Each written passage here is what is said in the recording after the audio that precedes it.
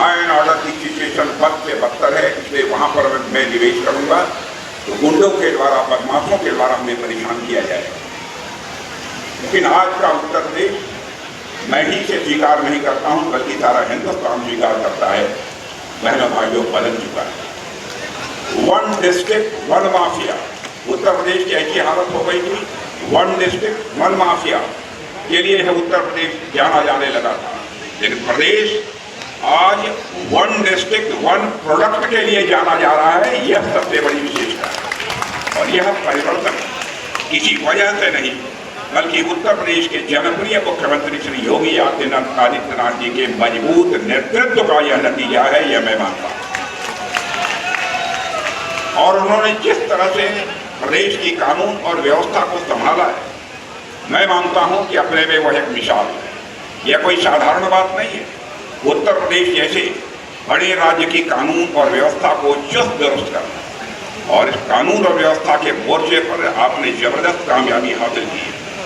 लखनऊ समेत उत्तर प्रदेश की समस्त जनता यह, और इस भाव को योगी जी ने अपने व्यक्तिगत हस्तक्षेप से टीकाना स्टेडियम के पास और गोमती वेटलैंड से सटी यह प्राइम लोकेशन इस परियोजना के लिए उपलब्ध कराई है।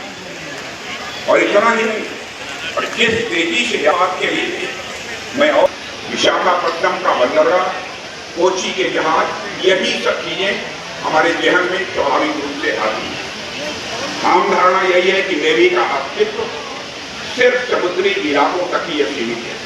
तो फिर आखिर लखनऊ जैसे शहर में, जो समुद्र से सैकड़ों किलोमीटर दूर है, इस नौसेना शौर्य बाटिका की जरूरत क्यों है?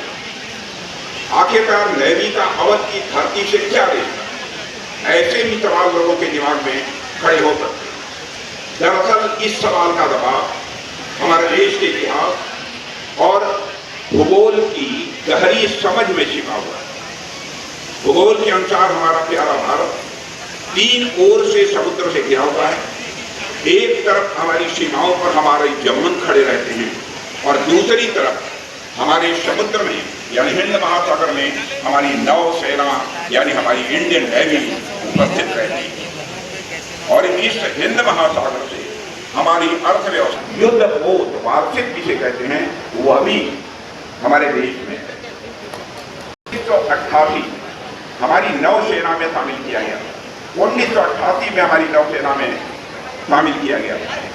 जिस तरह गोमती नदी बहती हुई आगे चलकर वह गंगा में समाती है और फिर गंगा सागर में पहुंचकर अनंत समुद्र से वह जुड़ जाती है, ठीक उसी तरह INS गोमती भी हिंद महासागर में जाकर लखनऊ को इसने गौरवान्वित किया है। यह बात मैं विश्वास के साथ कह सकता हूं। एक चिन्ह होगा। नौसेना के अध्यक्ष एडमिरल दिनेश त्रिपाठी जी, उत्तर प्रदेश सरकार में मंत्रिमंडल के मेरे सहयोगी पर्यटन और संस्कृति मंत्री श्री जयवीर सिंह जी, लखनऊ की महापौर श्रीमती सुषमा खड़गवाल, यह सब मूर्त रूप लेकर के लखनऊ को एक अभिनव केंद्र के रूप में प्राप्त हुआ है। ऐसे देश के लोकप्रिय रक्षा मंत्री और लखनऊ के लोकप्रिय सांसद माननीय राजनाथ सिंह जी का मैं उत्तर प्रदेश सरकार और उत्तर प्रदेश वासियों की ओर से, लखनऊ वासियों की ओर से, उन्हीं के लखनऊ में हृदय से स्वागत करता हूं, अभिनंदन करता हूं। मैं धन्यवाद देता हूं नौसेना के अध्यक्ष और उनकी पूरी टीम को,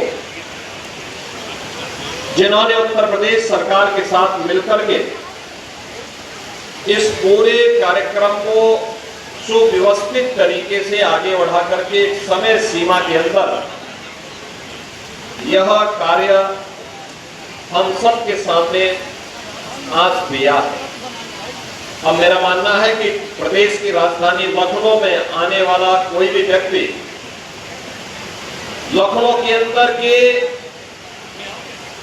भारत की परंपरा के साथ, भारत की विरासत के साथ, भारत की सुरक्षा से जुड़े हुए किसी एक केंद्र के भ्रमण के लिए जा सकता है, देख सकता है, उस पर गौरव की अनुभूति कर सकता है, तो श्रृंखला में यह नौसेना वाटिका उसका एक नया उदाहरण और एक नया केंद्र बनकर के यहाँ पे प्रस्तुत हुआ। जब बड़ी सोच होती है, बड़े लक्ष्य के साथ व्यक्ति आगे बढ़ता है,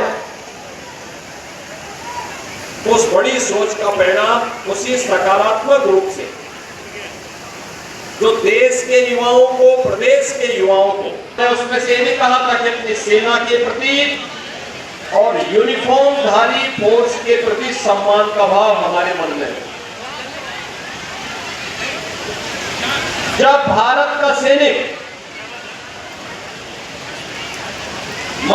-डिग्री टेम्परेचर में देश की सीमाओं की रक्षा करता है, या रेगिस्तान में जुलसती इस गर्मी में भारत की सीमा की रक्षा करता है, या समुद्र की उन लहरों का मुकाबला करते हुए भारत की समुद्री सेना समुद्री सीमा की रक्षा करता है, तब 140 करोड़ भारतवासी चैन की नींद सोता है।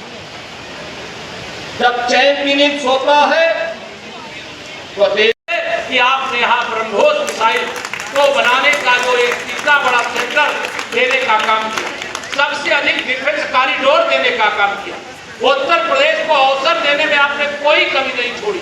इसके लिए मैं आभार प्रकट करते हुए, और यह विश्वास है दुनिया के अंदर हमारे मित्र देश सर्वाधिक है, लेकिन शत्रु देश या पड़ोसी पाकिस्तान, लेकिन पाकिस्तान को ईंट का जवाब पत्थर से और गोली का जवाब गोला से देने का काम, जिस प्रकार से जब से कमल खिला है वह देने का काम किया गया है, उसके लिए आभार प्रकट करते हुए, धन्यवाद देते हुए और बधाई देते हुए अपनी वाणी को देता हूं विराम।